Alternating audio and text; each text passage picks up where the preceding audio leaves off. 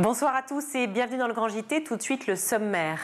Protéger l'enfance, un cri du cœur alors que ce secteur connaît une crise inédite qui appelle à des mesures fortes. On en parle avec notre invité dans la première partie de cette émission. Permettre aux enfants en situation de handicap d'avoir eux aussi accès à la culture et notamment à la musique.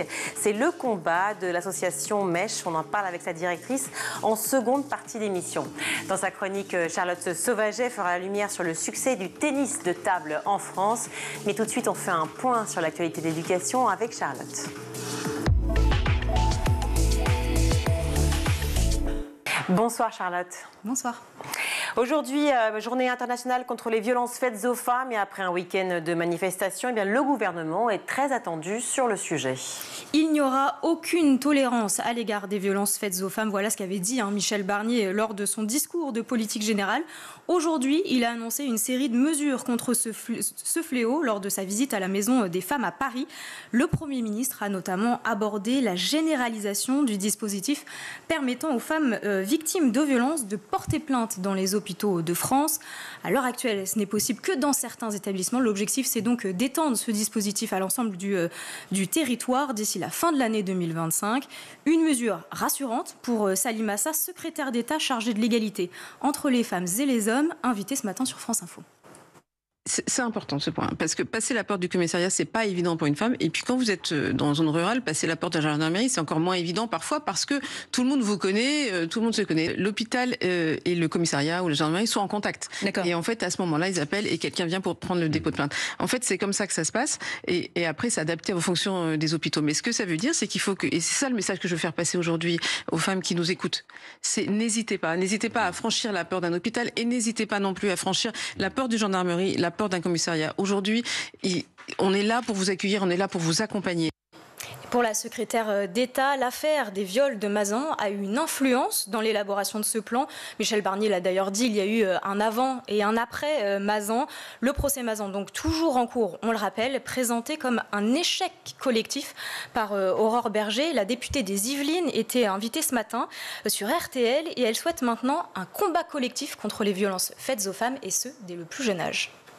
Déjà, je pense que la violence sexuelle, c'est quelque chose qui est tellement insoutenable pour nous en tant qu'êtres humains, pour nous en tant que parents, en tant que conjoints, qu'on essaie de le mettre le plus à distance possible en se disant « cette chose horrible, moi, ne m'arrivera jamais » ou « elle ne peut pas arriver dans mon entourage immédiat ». Je pense qu'il faut au contraire embarquer toute la société dans un combat qui est le combat sur l'éradication de ces violences-là. Ça commence dès le plus jeune âge, ça commence par l'éducation. Regardez tous les débats sans fin qu'on a sur l'éducation à la vie affective à l'école, alors qu'en fait, c'est déjà ça, c'est apprendre le respect du corps, de l'intégrité du corps, le fait qu'on n'a pas le droit de toucher, évidemment, à un enfant. À noter aussi que Michel Barnier a évoqué d'autres mesures. On parlait du procès Mazan et de la soumission chimique. Un kit de détection sera remboursé à titre expérimental. Il parle aussi d'un plan de formation des policiers avec notamment des mises à niveau tous les 3 ans environ. Les avocats et les médecins seront eux aussi formés sur le sujet, notamment pour recueillir les preuves ou la parole des victimes.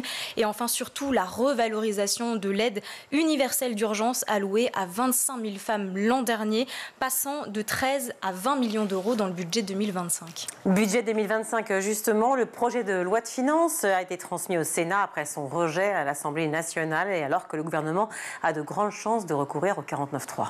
Et oui, les sénateurs vont débuter ce lundi l'examen du PLF pour 2025. Un examen, puis un vote d'ici la fin de l'année sur lequel se joue l'avenir du gouvernement de Michel Barnier. Ce vote est prévu autour du 20 décembre, a indiqué le Premier ministre qui a reconnu, je cite, qu'il allait probablement recourir à l'article du 49.3 de la Constitution pour faire adopter sans vote, donc le texte à l'Assemblée nationale. Il devra pour cela engager la responsabilité de son gouvernement et affronter une probable motion de censure. Cette motion de censure, justement, a évidemment déjà été anticipée, entre autres, par les députés de la France Insoumise et Éric Coquerel, invité de Sud Radio ce matin. On appelle tous les députés qui sont en désaccord avec le gouvernement Barnier et avec le budget qu'il est en train de préparer à effectivement le censurer sur nos bases, c'est-à-dire celle du NFP que nous déposerons à plusieurs reprises d'ici la fin de l'année, mais plus encore lorsque le projet de loi de finances va revenir à l'Assemblée. Je peux vous dire la date, il revient le 18 décembre, 49.3 probable parce qu'il n'y a pas de majorité, et donc motion de censure possible le 20 décembre. Ça ne peut pas tenir même un an comme ça. Le RN serait aussi prêt à voter une motion de censure si le projet de loi de finances amputerait le pouvoir d'achat des Français. C'est ce qu'a dit Marine Le Pen et ça serait une ligne rouge. Le projet pourrait donc être définitivement rejeté, ce qui pourrait plonger la France dans une nouvelle situation inédite. C'est la polémique du week-end et elle ne retombe pas. Elle vient d'une proposition de la France Insoumise qui souhaite supprimer du code pénal le délit d'apologie du terrorisme. Doublement condamnable, abject, difficile de faire plus ignoble. Voilà les réactions de la classe politique après cette annonce. À droite comme à gauche, ça ne passe pas. Alors de quoi parle-t-on ? Eh bien depuis 2014, l'apologie du terrorisme a été retirée du droit de la presse pour entrer dans le code pénal. L'objectif, les réprimer plus sérieusement et plus sévèrement. Sauf que ce changement aurait aussi permis son instrumentalisation, selon Mathilde Panot. Idem pour le député LFI Hugo Bernal-Licis, auteur de la proposition. La loi serait devenue un outil pour brimer la liberté d'expression. Pour LFI, donc, ce délit doit continuer d'exister, mais pas dans le code pénal. Et pour maître Richard Malka, avocat de Charlie Hebdo, qui était invité de France Info ce matin, c'est une aberration et un non-sens. Pour LFI, il faudrait vivre dans un monde où l'on pourrait dire concrètement les massacres du Bataclan, c'est merveilleux, assassiner des profs d'histoire géo, c'est bien, et rafaler des jeunes sur les terrasses, c'est parfait. C'est ça le résultat de l'abrogation de la loi telle que on la propose. Alors maintenant, Mathilde Panot dit autre chose. Elle dit non, il s'agit simplement de déplacer le délit d'apologie du terrorisme du code pénal au droit de la presse. Mais savez-vous où ça se trouve, la loi sur la presse ? Dans quel code ? Alors vous allez nous le dire, c'est vous le juriste. Eh bien dans le code pénal. Ouais. Donc là, pour le coup, ça n'a pas de sens. Et pour clore ce journal, la COP29 s'est achevée ce week-end et avec pour résultat un accord financier trouvé de 300 milliards de dollars par an à destination des pays en développement. Et oui, on est bien loin des 1000 milliards espérés par les pays du Sud après 2 semaines de débats jugés chaotiques par la presse internationale. Les pays de la COP29 se sont donc mis d'accord pour venir en aide aux pays qui n'ont pas les moyens de lutter contre le réchauffement climatique. Plus précisément, les pays européens, les États-Unis, le Canada, l'Australie, le Japon et la Nouvelle-Zélande, désignés en 92 comme historiquement responsables du réchauffement, s'engagent sous l'égide de l'ONU à passer leurs prêts et dons aux pays en développement de 100 milliards aujourd'hui à donc pas moins de 300 milliards de dollars annuels d'ici 2035.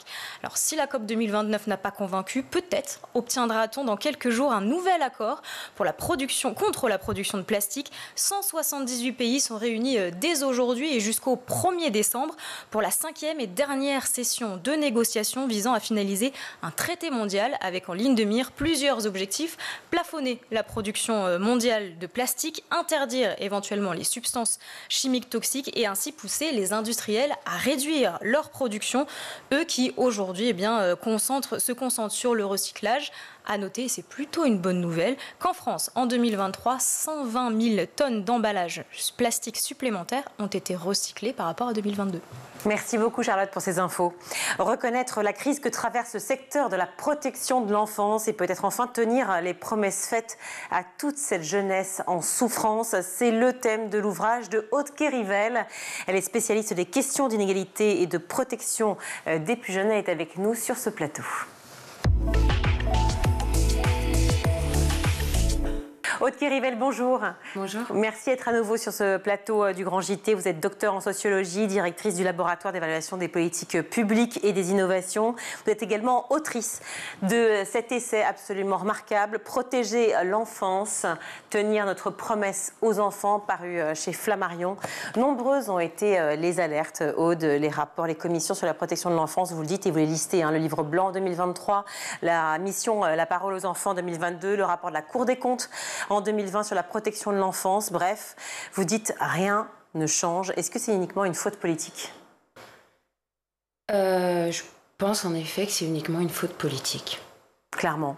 Pas de prise en charge, pas de prise en compte finalement. La situation de la protection de l'enfance n'est pas si importante au regard des... Disons, quand je vois qu'on recommande des rapports, là le CESE vient de rendre un rapport, il y a eu aussi un excellent rapport qui a été fait par le GEPSO. On ne peut pas indéfiniment produire des rapports qui disent la même chose, qui coûtent cher aussi, qui prennent du temps... Et non, à un moment, en effet, il me semble qu'il faut des décisions politiques. Des décisions politiques, un chiffre qui parle de lui-même. J'en ai relevé qu'un, il y en a 1000 que vous pourriez citer évidemment. Tous les 5 jours, un enfant décède des suites de mauvais traitements d'un de ses parents. J'ai l'impression que personne n'entend en fait. Personne n'entend ces chiffres quand on parle de violences faites aux enfants, quelles qu'elles soient, que ce soit de l'inceste, des agressions sexuelles, la situation de l'aide sociale à l'enfance. On a l'impression que les enfants sont les dernières roues du carrosse. Alors, par rapport à ce chiffre, il y a quand même eu des choses qui ont été faites parce que notamment, c'est le rapport, ce que vous citez là, c'est le rapport sur les morts violentes d'enfants. Et en effet, tous les 5 jours, il y a un enfant qui décède. Le syndrome du bébé secoué, c'est pour ça que vous en parlez, c'est ça ? Oui, c'est qu'en fait, la moitié d'entre eux ont moins d'1 an. Oui.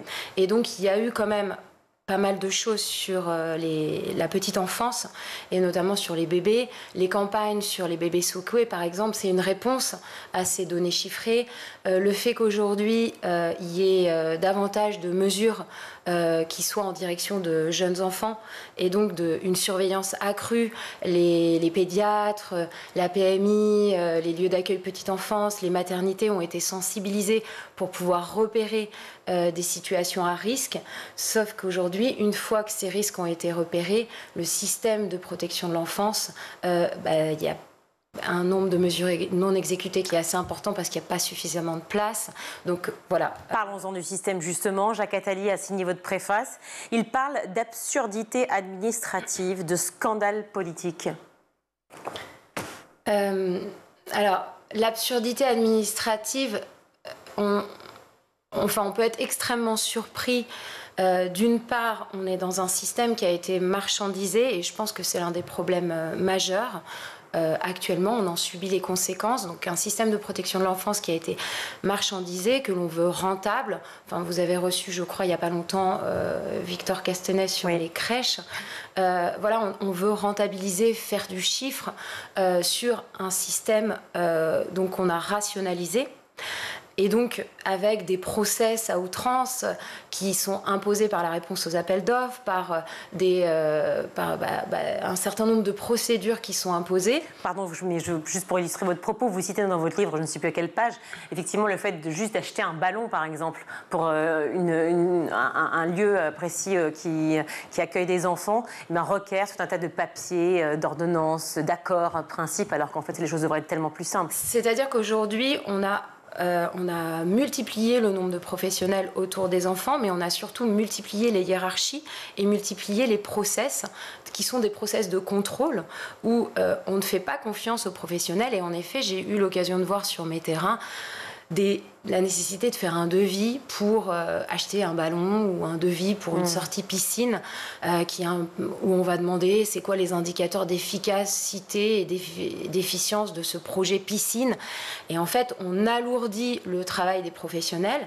Et par ailleurs, vous avez quand même, et c'est là où c'est assez troublant, c'est que vous avez des process extrêmement lourds à l'échelle des associations qui doivent répondre à des appels d'offres, à l'échelle des professionnels qui doivent remplir tout un tas de documents pour pouvoir légitimer leur travail et pour pouvoir avoir un budget minime pour des activités éducatives quotidiennes.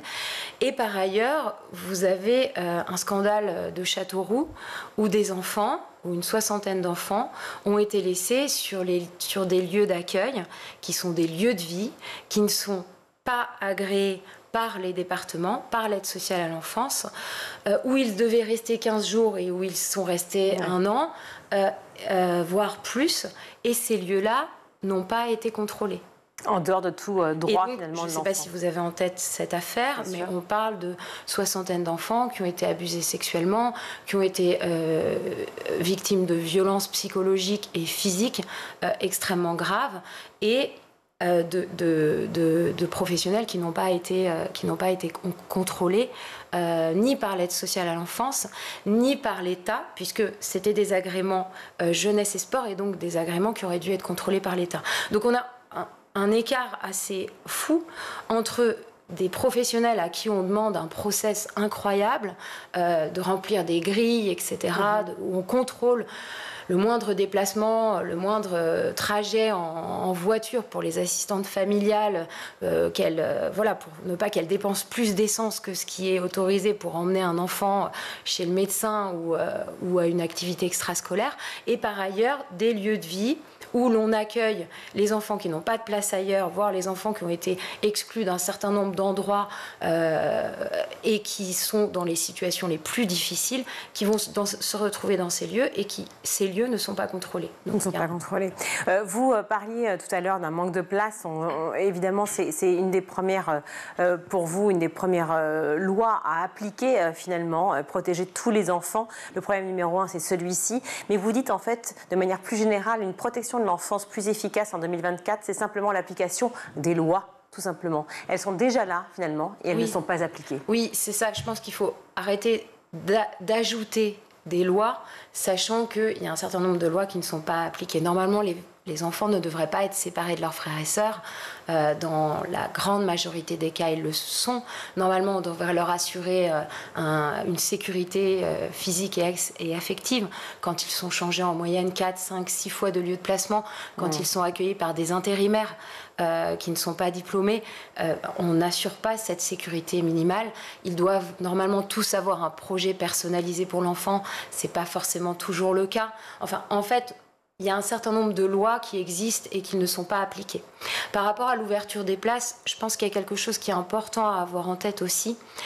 C'est-à-dire que oui, il faut des places supplémentaires parce que le rapport de la magistrature énonce le nombre de mesures non exécutées. Mais 77% selon vous, des juges, enfin en tout cas dans ce que j'ai lu dans votre livre, 77% des juges des enfants ont déjà renoncé à prendre des décisions de placement d'enfants en danger dans leur famille en raison d'absence de place ou de structure adoptée. Voilà, alors c'est en effet avoir un nombre plus important de places, mais aussi ne pas oublier la prévention. Parce qu'aujourd'hui, il y a aussi des placements qui pourraient être évités si on a un bon accompagnement des familles, si on a un travail de prévention qui est fait en amont, si on a ce qu'on appelle les mesures d'action éducative en milieu ouvert qui sont effectivement faites avec des professionnels qui peuvent régulièrement aller voir des parents avec des situations de repli possibles dans le cas où vous avez des parents qui ont des problèmes de santé mentale, un parent souvent seul qui a un problème de santé mentale, qu'il puisse y avoir lors d'une situation de crise une possibilité de repli pour l'enfant, un accompagnement régulier. Sauf cas extrême, le meilleur lieu pour l'enfant, ça reste sa famille. Donc, dans la mesure du possible, c'est aussi les prérogatives et les conseils de tous les travaux à l'international et de tous les rapports de protection des enfants, de dire, voilà, il faut maintenir au maximum l'enfant dans sa famille, mais pour ça, il faut de la prévention. Et donc, il faut des associations de prévention qui puissent avoir les moyens d'accompagner au mieux les parents. Donc, c'est-à-dire augmenter le nombre de places, oui, mais ce n'est pas que le placement, c'est aussi augmenter le nombre de possibilités d'accompagnement à domicile. Pour éviter justement aussi les placements. Pour éviter le placement lorsqu'il est possible. C'est aussi, il y a un nombre très très important d'enfants confiés. Ils sont presque majoritaires, ils sont majoritaires, mais ils sont presque 100% des enfants qui sont en situation de pauvreté ou de grande précarité. Donc, c'est aussi favoriser le logement des familles pour qu'ils puissent, en effet, le coût d'un placement ou le coût d'aide en direction de famille qui puisse avoir un logement décent. C'est des choses qui sont à mettre dans la balance. Oui, si on devait être cynique et parler effectivement finance, ça coûte finalement plus cher de travailler et d'opérer un placement financier, enfin le financement d'un placement plutôt, que d'aider les familles, tout simplement les plus pauvres, à subvenir à leurs besoins. Voilà, alors attention, je ne dis pas que la pauvreté est une raison de placement, mais les conséquences de la pauvreté, un logement insalubre, voire pas de logement, peuvent être... les conséquences de la pauvreté peuvent donner lieu à un placement. Et ce n'est pas un hasard si la majorité des enfants placés sont issus de familles pauvres. Parlons effectivement de tous ces travailleurs sociaux dont on parle depuis notre début d'échange. Vous évoquiez l'affaire de Châteauroux. Heureusement, fort heureusement, les travailleurs sociaux, tous ces éducateurs qui sont auprès des enfants ne sont pas tous déficients, ne sont pas tous à mettre de côté. Bien au contraire, 1,3 million de travailleurs sociaux, dont 9 sur 10 sont des femmes, vous le dites, auprès de ces 300 000 jeunes, enfin 310 000 je crois, un peu plus de 310 000 jeunes confiés à l'ASE. Vous dénoncez justement le lien entre la féminisation du secteur et justement la non-reconnaissance de cette profession. Oui, alors j'ai écrit au féminin parce qu'en effet, la très très grande majorité des professionnels qui accompagnent les enfants, éduquent les enfants au quotidien sont des femmes et que c'est un secteur qui s'est fortement dévalorisé en même temps qu'il s'est féminisé, un peu comme tous les secteurs du care. Et donc, on voit qu'il y a beaucoup de femmes auprès des enfants. Elles sont en revanche beaucoup moins nombreuses lorsqu'il s'agit de l'État, lorsqu'il s'agit des ministres ou lorsqu'il s'agit d'instances décisionnaires. Elles sont empêchées dans leur travail? Pour moi, on parle beaucoup aujourd'hui de crise du travail social, de difficulté à recruter des professionnels, de crise de vocation. Je pense que le problème, il est absolument pas du côté des personnes qui ne veulent plus s'engager, il est du côté des organisations qui aujourd'hui empêchent le travail de se faire, qui aujourd'hui a créé finalement, a rendu les professionnels des OS du travail social, leur donne plus aucun moyen d'agir parce qu'elles sont sûres. Elles ont une masse de travail beaucoup trop importante qui les empêche de faire correctement leur travail, voire où elles sentent qu'elles sont le maillon d'un chaînon de maltraitance institutionnelle, ce qui font que la plupart des professionnels partent pour ces raisons-là ou ne veulent plus s'engager dans les écoles de travail social. Vous avez beaucoup d'étudiantes qui arrêtent après leur premier stage parce que justement elles voient que elles n'ont pas de marge de manœuvre et on leur demande des choses qui sont impossibles. On leur demande de suivre 50 situations d'enfants et de familles. On leur demande de changer sans cesse de groupe, de collègues, parce qu'il y a un turnover incessant, parce qu'il va y avoir des intérimaires et qui font que le groupe est extrêmement insécure face à des enfants qui ont besoin d'amour, qui ont besoin de sécurité, qui ont besoin de présence et qui ont besoin de disponibilité. On leur demande de remplir des documents, on leur demande d'être rentables. Alors justement, parlons-en des liens et de l'affection. Il a été prouvé que sans lien, sur un lien d'attachement, sans amour, sans affection, un enfant ne peut pas se développer et grandir. Comment gérer justement cette, entre guillemets, distance que doivent avoir les professionnels de l'enfance et en même temps cet amour, enfin en tout cas ce lien d'affection qui est là malgré tout, forcément. Rappelons aussi que chaque cas est particulier. Je ne pense pas qu'il faille parler de distance professionnelle. J'aime beaucoup l'utilisation du terme juste proximité. Parce qu'en effet, il y a eu un petit peu avec la professionnalisation qui est assez récente, finalement, la professionnalisation du secteur, il y a eu cette idée de distance professionnelle ou de bonne distance qui a pu être transmise dans un certain nombre de formations et qui a été critiquée depuis. Et c'est pour ça que je préfère cette notion de juste proximité. Ces enfants ont besoin d'amour et bien sûr que les professionnels les aiment. Alors, ils vous le diront peut-être pas comme ça, mais bien sûr qu'ils les aiment et bien sûr qu'il y a de l'amour. C'est plutôt le prisme inverse qui m'intéresse, pardon, ou alors je me trompe, mais c'est l'interdiction de maintenir tout ce que j'ai entendu, ou en tout cas lu, ou de créer des liens d'attachement. Est-ce que c'est toujours valable, ça? Alors, sur nos terrains, puisque moi je suis sociologue, je travaille avec des collègues dans des organisations de la protection de l'enfance, dans des départements, pour des associations. Et en effet, on entend encore de la part des assistantes familiales, de la part des éducatrices et des monitrices éducatrices, des maîtresses de maison, des veilleuses de nuit, des veilleurs de nuit. En MEX, On entend encore, oui, si un jeune part, il ne faut pas maintenir des liens avec lui. Si un enfant part, il ne faut pas continuer de lui écrire, de prendre de ses nouvelles. C'est quelque chose sur lequel nous, on travaille beaucoup avec les départements sur lesquels on travaille.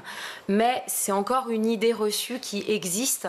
Il n'y a pas d'argument, en fait. Il n'y a aucun argument valable pour expliquer cette idée reçue comme quoi il ne faudrait pas maintenir de lien, parce que notamment il y a la loi dit que l'enfant a le droit de maintenir des liens et d'avoir une durabilité des liens. Donc c'est contraire à cette loi.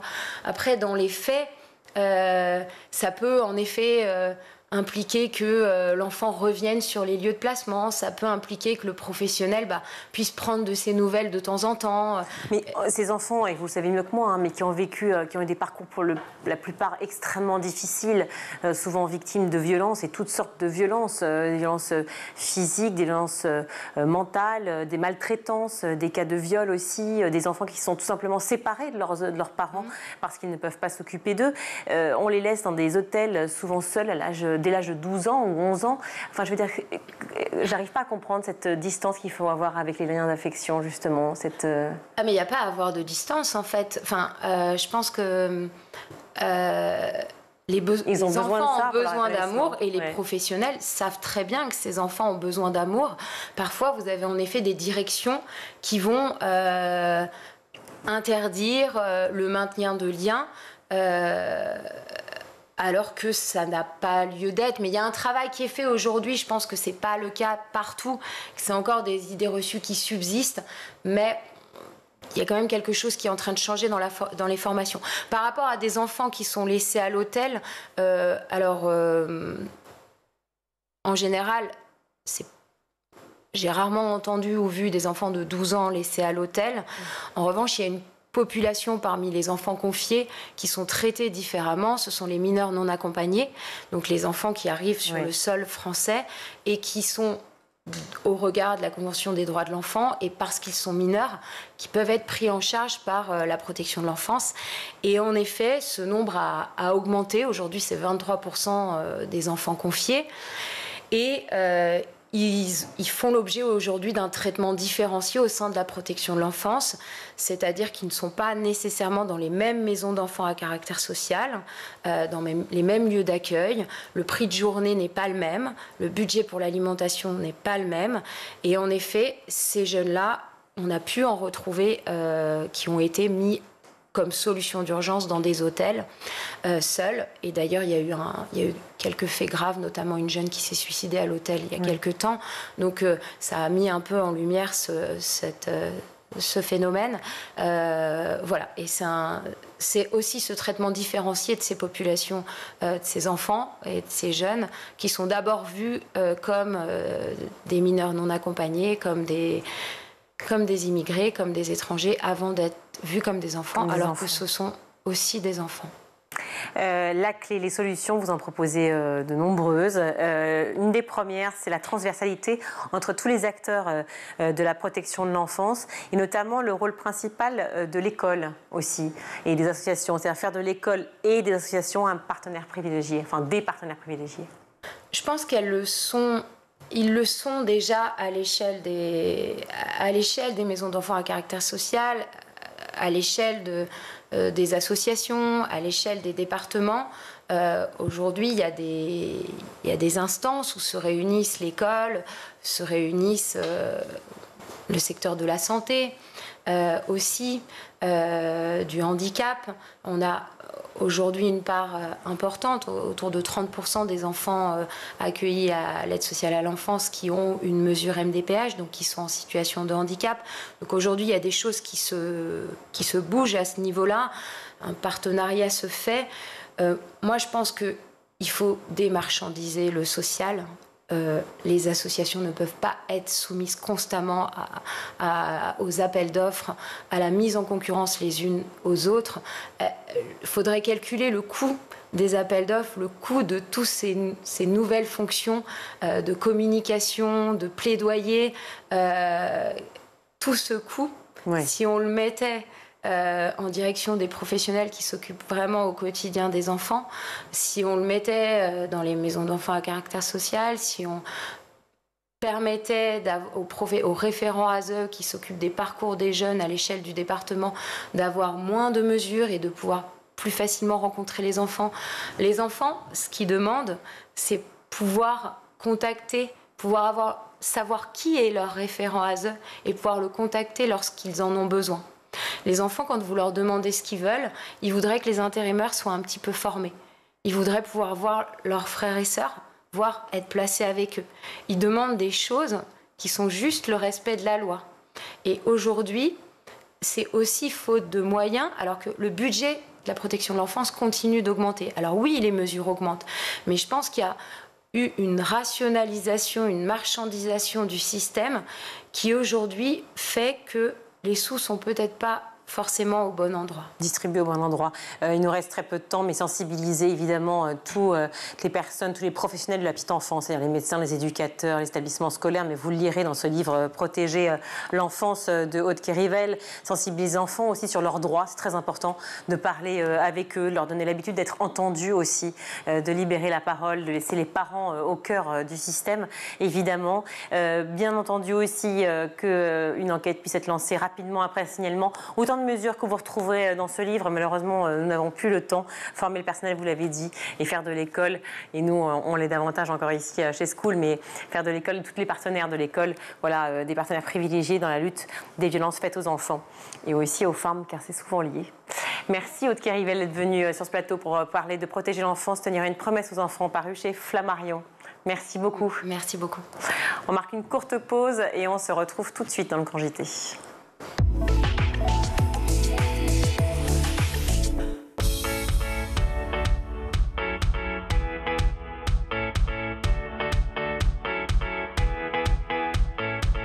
Chaque matin dès 6h30, retrouvez Emmanuel Davidenkoff et son équipe dans La Quotidienne.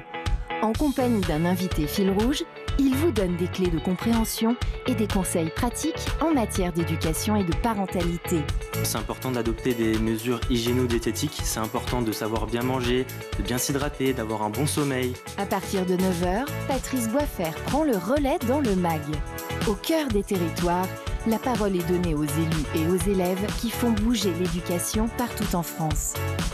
Je voyais pas énormément de jeunes, je me reconnaissais pas énormément dans les listes parce qu'il n'y avait pas de jeunes, il n'y avait pas de sportifs et je me suis dit pourquoi la politique ça touche que certaines personnes. À 12h30, School TV vous ouvre les portes de l'école du futur. Avec son équipe de chroniqueurs, Philippine Dolbeau met en lumière des acteurs engagés et des innovations pédagogiques qui façonnent l'école de demain. L'usage qu'on peut faire d'un téléphone et celui d'un ordinateur est complètement différent. Sur l'ordinateur, on parle bien d'un usage pédagogique. Pour le cours, le téléphone, on aborde plutôt la question des réseaux sociaux et je ne pense pas que les enseignants prônent d'utiliser TikTok ou YouTube. Tous les soirs à 20h30, dans le grand JT de l'éducation, Virginie Guillaume fait le point sur l'actualité du jour. Politiques et acteurs de l'éducation se questionnent sur l'avenir de nos enfants à l'école. Le double objectif de tout ce que nous avons fait, qui est la boussole de toute l'action, c'était deux objectifs que j'affichais toujours, c'est-à-dire un, hausser le niveau général des enfants de France, deuxièmement, baisser les inégalités, donc rapprocher les plus défavorisés du reste du groupe et que tout cela monte, ce que j'appelle parfois niveler par le haut. Chaque samedi et chaque dimanche, Malika Ménard reçoit une personnalité qui raconte ses souvenirs d'écolier et dévoile sa vision de l'école d'aujourd'hui et de demain. L'amour devrait être enseigné à l'école, l'empathie devrait être enseignée à l'école, la vraie éducation civique, l'amour de l'autre, l'amour des plantes, le respect de l'environnement profond, l'alimentation vraie, ça devrait être enseigné à l'école. School TV, imaginons ensemble l'école de demain.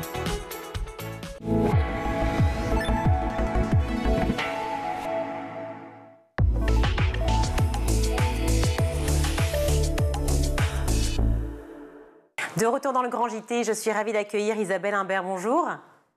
Bonjour. Merci beaucoup d'être avec nous. Vous êtes directrice de MESH, MESH pour MESH, Musique et Situation de Handicap. Une association qui a déjà maintenant, je crois, 40 ans. Une association qui fonctionne merveilleusement et qui œuvre pour étudier, promouvoir et développer l'inclusion culturelle des personnes en situation de handicap, quel que soit le handicap, et cela via la musique. Peut-être redire à quel point, en dehors, pour toute personne, qu'elle soit valide ou non, les bienfaits de la musique. Oui, alors effectivement, la musique, on le sait, même si c'est pas l'enjeu premier de l'association MESH, et pour tout le monde, vous faites bien de le dire, ça apporte de la détente, du plaisir, de l'épanouissement personnel. Ça apporte aussi, en fonction des manières de jouer, du travail collectif, et puis finalement trouver sa place dans un groupe. Donc effectivement, ce sont des choses qui sont très importantes et qui sont même travaillées maintenant aussi par les neurosciences. Il y a de plus en plus d'études en France. Les Canadiens étaient un peu les précurseurs, mais maintenant en France, avec des labos de recherche qui se penchent sur le sujet des bienfaits de la musique dans le cerveau, des travaux de Hervé Platel notamment, d'Emmanuel Bigan, qui sont tout à fait éclairants et puis qui donnent finalement encore davantage de poids et de légitimité sur le fait que les pratiques musicales et les enseignements musicaux doivent être accessibles à tous, y compris aux personnes en situation de handicap. La musique joue-t-elle un rôle important dans l'apprentissage de la parole, dans l'apprentissage effectivement d'être soi, d'être citoyen finalement en société? Alors effectivement, c'est vrai que la musique, alors au début on va penser ça comme un apprentissage peut-être technique d'un instrument de musique, mais c'est aussi à un moment donné ce que je disais, une place dans un groupe quand on est dans de la pratique collective, et puis c'est aussi des choix artistiques, une idée musicale qu'on va pouvoir défendre, et tout ça quelque part c'est former le citoyen de demain, de pouvoir aussi avoir cette propre analyse, alors sous l'œil souvent bienveillant des professeurs aussi, ou des chefs d'orchestre, des chefs de chœur, mais c'est aussi avoir cette analyse de sa propre production, comment on peut l'améliorer, dans quelle direction on a envie d'aller, parce que quand on pratique un instrument de musique, on peut aller dans plein d'esthétiques différentes aussi. Donc tout ça, ce sont des manières finalement d'éclairer des choix, et Dieu sait qu'en tant qu'adulte citoyen, on a régulièrement et tout le temps des choix à faire. Donc c'est des choses qui peuvent dès l'enfance en fait se travailler. Et vous le disiez par rapport à la question de la parole, c'est aussi des zones du cerveau qui sont activées. Alors ça, je vous disais, il y a des recherches qui sont faites sur ces sujets dont je ne suis pas forcément spécialiste, mais effectivement, les travaux d'Emmanuel Bigan notamment le montrent. Apprendre la musique, créer des connexions au niveau dans le cerveau, des connexions neuronales. Ces connexions, dès qu'elles sont plus fortes, elles vont finalement faciliter après coup l'apprentissage notamment des langues à l'école ou bien des mathématiques. D'ailleurs, entre mathématiques et musique, il y a énormément de points communs. Donc c'est tout à fait nécessaire. Et par rapport à la parole aussi, on a par exemple des personnes aphasiques, donc qui sont privées de la parole, qui peuvent chanter. Pourquoi ? Parce que ce ne sont effectivement pas les mêmes zones du cerveau qui sont mobilisées d'une part par la parole ou d'autre part par la pratique musicale. La musique, effectivement, comme moyen de communication. On a vu aussi beaucoup d'enfants atteints, beaucoup d'enfants Asperger, en fait, qui avaient besoin de la musique dans leur quotidien aussi, peut-être pour être apaisés, pour éveiller les sens d'une manière un peu différente. Oui, alors c'est vrai que la situation d'Asperger, c'est une situation d'autisme spécifique. Pour nous, ce qui est effectivement très important au niveau de l'association et ce que l'on défend fortement, c'est justement on voit tous les bienfaits de la musique. On est convaincu de ça sur le plan social, sur le plan médical aussi, et ça nous semble vraiment primordial que les personnes en situation de handicap, comme chacun, et quelle que soit, vous l'avez dit, la situation de handicap, que ce soit du handicap entre guillemets léger ou du handicap plus sévère, puissent finalement avoir droit et accéder à un apprentissage de la musique. Ce que l'on observe de temps en temps, c'est des ateliers ponctuels qui peuvent être proposés par un certain nombre d'associations. Pour nous, ce qui est essentiel, c'est de pouvoir défendre le droit à apprendre la musique en conservatoire, en école de musique, dans les structures qui sont tout à fait classiques pour les personnes valides, et bien que les personnes en situation de handicap puissent elles aussi rejoindre ces établissements et puis trouver face à elles des professeurs, des équipes qui soient prêts à les accueillir dans des bonnes conditions, avec aussi des compétences qu'il faut des fois travailler parce que c'est pas forcément des choses qui sont présentes dans les formations initiales des enseignants en école de musique. Donc c'est à cet endroit-là qu'effectivement on travaille énormément pour que finalement, il n'y ait plus de différence. N'importe qui puisse toquer à la porte d'un conservatoire et être accueilli et faire son choix de parcours musical, qu'on soit valide ou qu'on soit en situation de handicap. Vous parlez de différence parce qu'en fait, c'est ce que vous ressentez aujourd'hui et ce qui ressort en fait des enquêtes menées. Les personnes en situation de handicap sont souvent victimes de discrimination lorsqu'ils se rendent justement dans des lieux spécifiques, dans des conservatoires ou lieux tout simplement dédiés à la musique pour pouvoir apprendre. Oui, alors effectivement, on a mené en 2023 une grande enquête avec un partenaire de Mèche, l'association Musique en Territoire, et avec le soutien qui était pas moindre du tout, mais très important, du ministère de la Culture, pour justement un petit peu aller voir ce qui se passe dans les conservatoires, dans les écoles de musique, puisque on avait besoin finalement d'avoir des chiffres aussi pour pouvoir, à partir de ces chiffres, d'une part nous construire et affiner nos propres actions, et puis pour militer aussi auprès des pouvoirs publics, parce que c'est un élément essentiel aussi, un levier essentiel de l'accessibilité de ces lieux-là, d'avoir des politiques publiques qui soient incitatives. Et effectivement, il y a deux choses. On a beaucoup, Mèche, on travaille sur le terrain depuis 40 ans, vous l'avez dit, donc on se rend compte, on a des remontées du terrain, que ce soit des personnes en situation de handicap d'une part, qui ne trouvent pas encore de lieu de pratique et d'enseignement de la musique à côté de chez eux. Et l'idée, c'est pas qu'ils allaient faire 40, 50, 60 km pour trouver, j'ai envie de dire, le seul lieu du département qui puisse les accueillir, mais bien que, comme une personne valide, ils puissent trouver un lieu à côté de chez eux. Et donc il y a ces remontées de terrain-là. Et puis, on a des remontées de terrain aussi des conservatoires, des directeurs qui nous disent souvent que finalement, ils n'ont pas tant de demandes que ça de personnes en situation de handicap. Et on observe un phénomène d'autocensure qui est encore très, très important. Le conservatoire, l'école de musique, ça a encore cette image un petit peu élitiste. Et puis, de nombreuses personnes en situation de handicap se disent c'est pas fait pour moi. Donc, et pour autant, il y a quand même maintenant de plus en plus d'établissements qui se mettent en ordre de marche et puis qui font ce qu'il faut, qui travaillent leur dispositif pour accueillir les personnes en situation de handicap, mais qui communiquent pas forcément sur l'inclusion.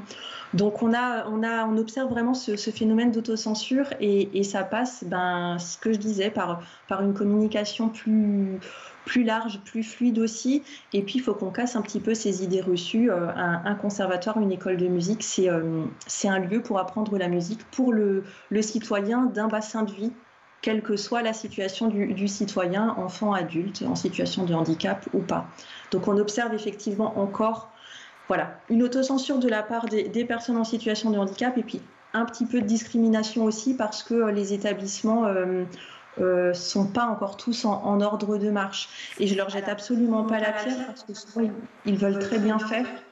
Ils veulent bien faire leur travail, mais ils ne savent pas forcément comment s'y prendre. J'entends bien entendu. Alors évidemment, on imagine que c'est pas simple non plus pour eux, mais c'est pour ça que aussi Mèche existe depuis 40 ans. C'est pour offrir, et c'est ce que vous faites tout au long de l'année, des formations ouvertes à tous les professionnels justement du secteur pour découvrir les grands principes de cette pédagogie musicale adaptée, si on peut dire ça comme ça, pour pouvoir ne serait-ce que former finalement toutes les personnes qui vont aider, conseiller, apprendre la musique à ces jeunes. Oui, effectivement, c'était une des missions qui est venue très rapidement pour l'association Mèche. Mèche, il y a 40 ans, c'était une association qui qui faisait des spectacles musicaux et qui mêlait artistes professionnels et personnes en situation de handicap.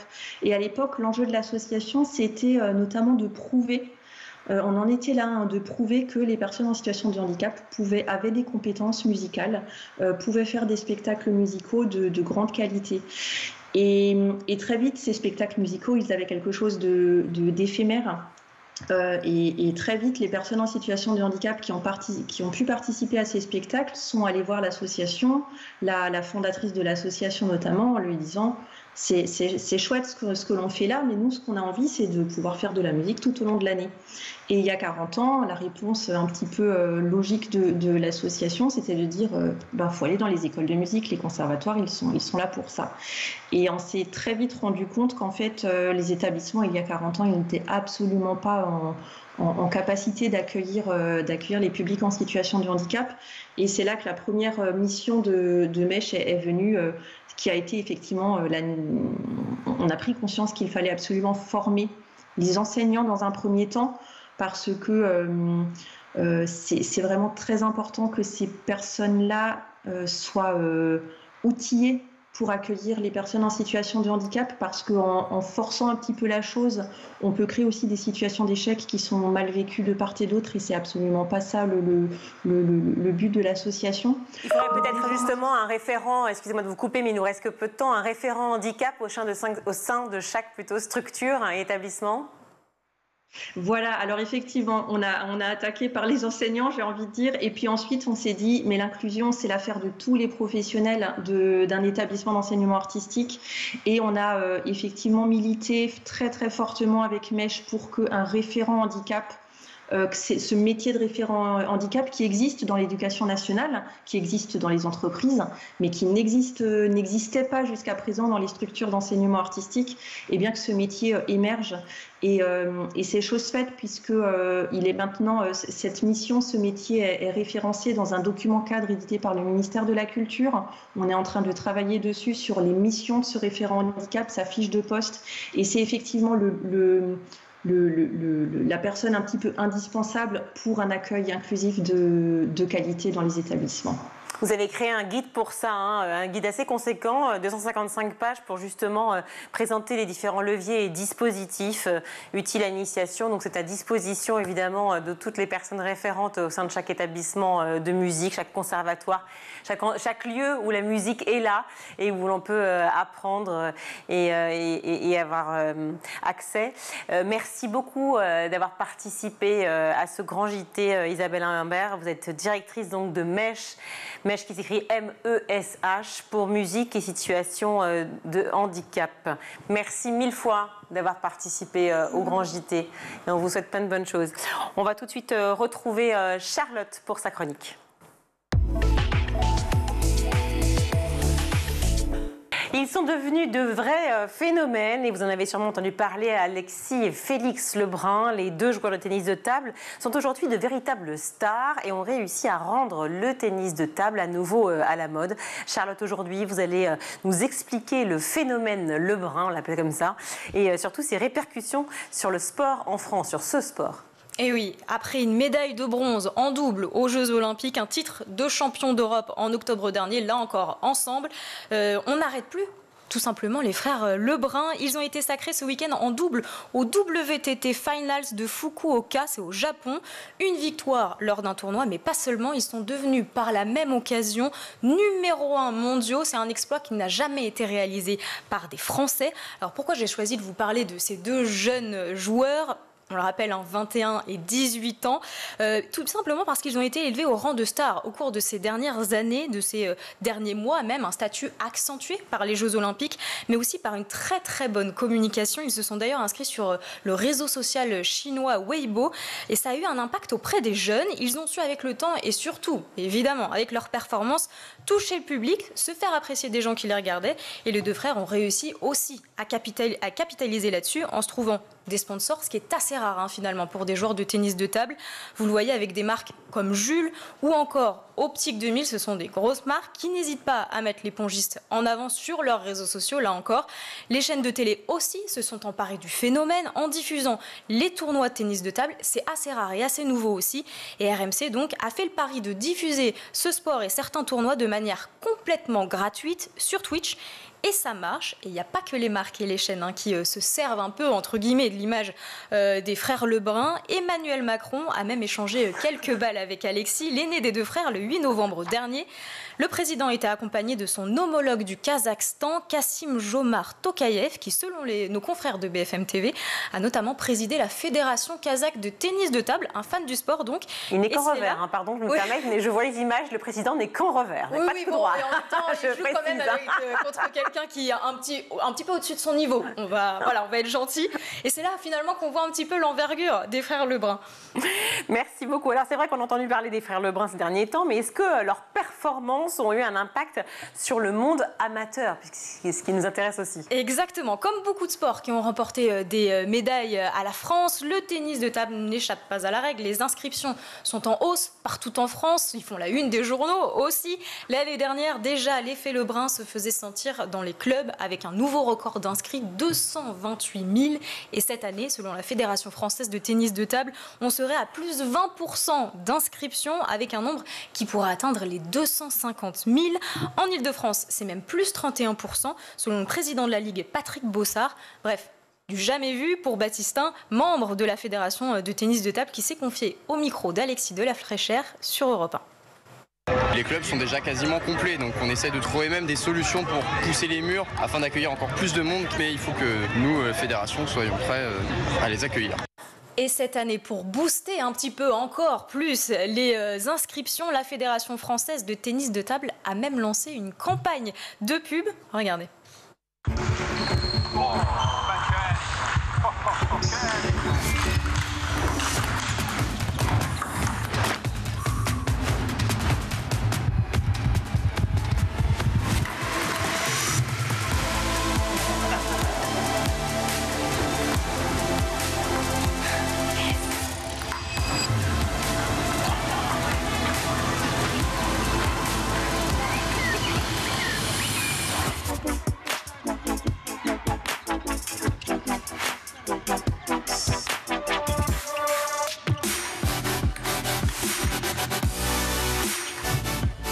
Et vous l'avez vu, le début de la pub n'est pas anodin. C'est deux jeunes qui sont en train de regarder la télé, puis finalement qui se lèvent pour aller jouer et pour s'inscrire dans des clubs. Donc, du côté de la fédération, on a quand même bien compris l'impact des jeux et surtout des frères Lebrun qui sont devenus de véritables exemples pour la future génération, comme Théo qui a 11 ans.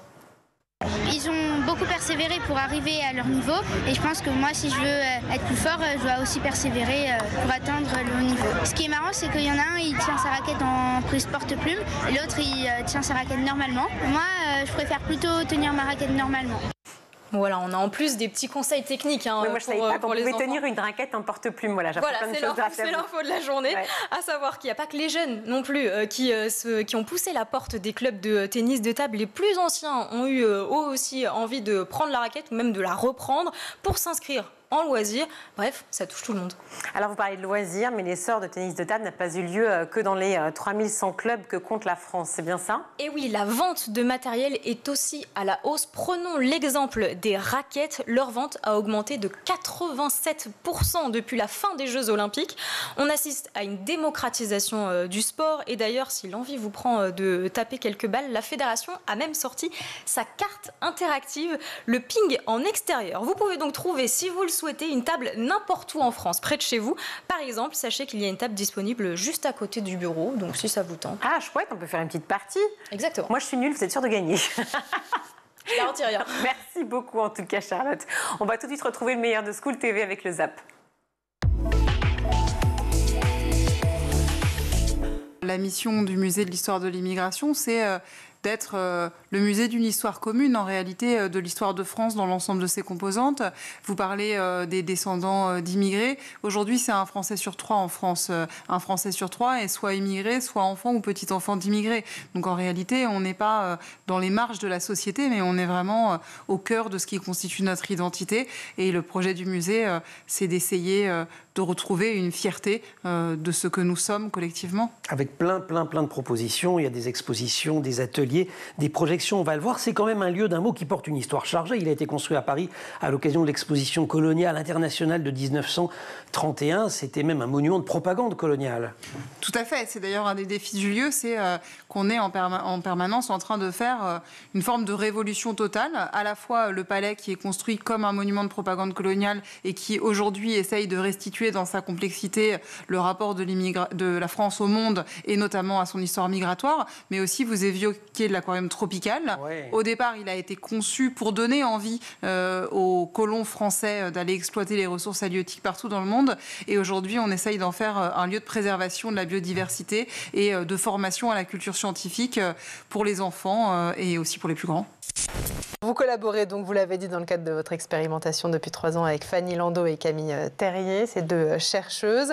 Les objectifs pédagogiques du projet Iota, ils répondent aujourd'hui à des besoins qui sont ceux de l'éducation nationale aujourd'hui, on est d'accord? Fait d'ailleurs en collaboration avec eux. Tout à fait, et je dirais même des enjeux sociétaux, puisqu'il y a vraiment un vrai combo sur Iota. Il y a des compétences numériques, effectivement, qui sont au cœur aujourd'hui des programmes scolaires en France depuis 2016, et ça, c'est vraiment un pas par rapport à d'autres pays où ça n'a pas encore été intégré officiellement au quotidien à l'école, puisque Lisa en parlera tout à l'heure, mais à la maison, malheureusement, tous les élèves, tous les enfants ne sont pas logés à la même enseigne. Non, donc cette éducation au numérique, elle doit avoir lieu à l'école. Le projet Iota, en plus, est gratuit, donc accessible à tous les enseignants en France qui le souhaitent.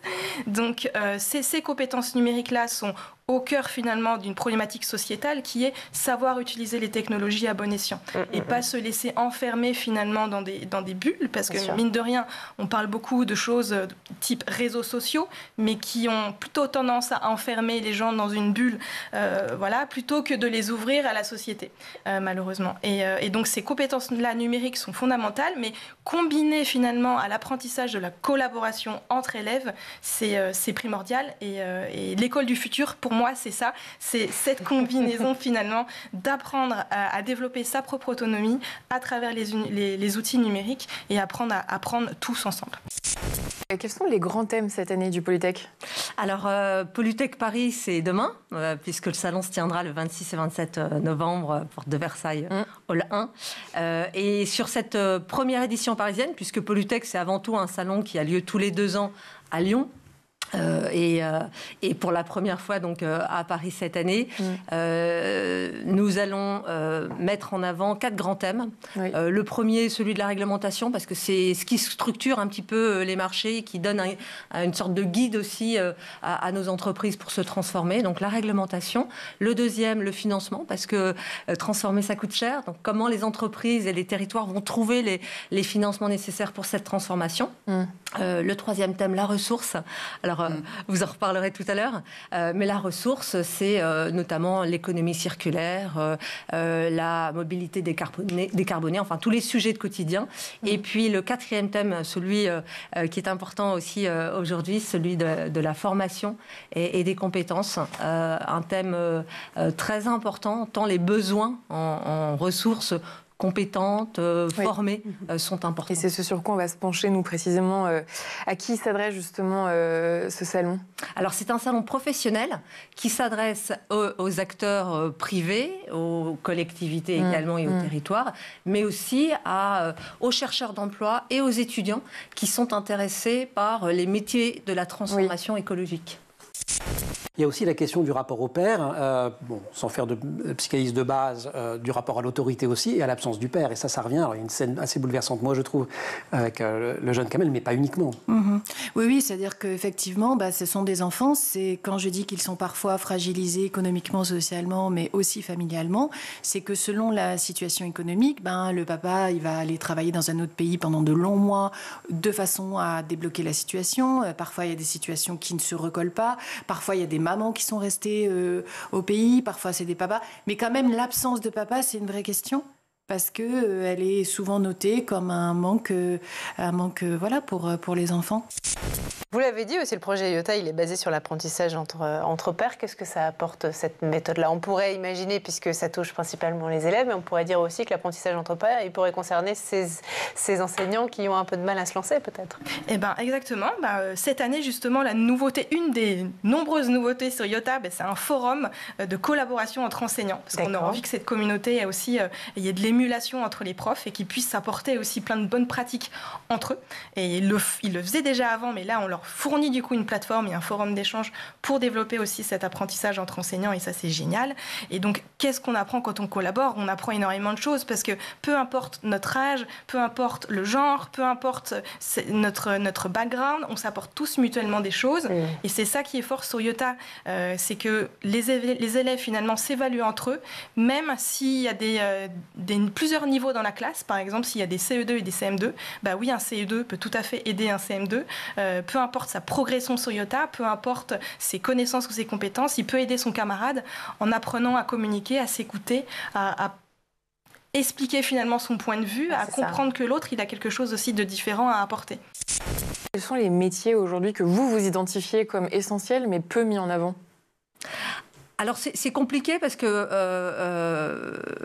le sujet est très vaste et comme je le disais tout à l'heure, il concerne tous les secteurs. Il concerne tous les secteurs avec une multitude de possibilités de métiers. Ce qui est intéressant, c'est de se dire qu'aujourd'hui, il y a un vrai besoin, il y a des formations.